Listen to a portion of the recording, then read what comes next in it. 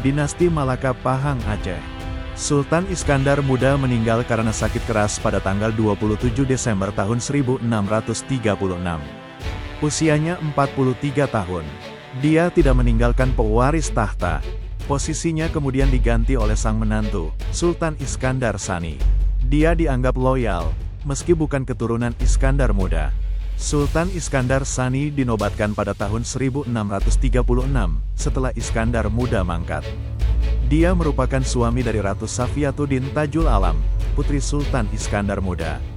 Nama aslinya adalah Sultan Iskandar Sani Alauddin Mugayyad Shah Ibn Sultan Muhammad Muayyad Shah II. Pola pemerintahan Iskandar Sani jauh berbeda dengan mertuanya, Iskandar Muda. Dia berwatak lembut dan menjalin diplomasi dengan berbagai pihak, termasuk kerajaan-kerajaan dari barat. Sultan Iskandar Sani wafat pada tahun 1641. Sepeninggalnya, Ratu Safiyatuddin Tajul Alam naik tahta dan memulai era sultanah, yakni kepemimpinan perempuan dalam sejarah Kesultanan Aceh. Ini merupakan transisi penting dan unik dalam dunia Islam saat itu.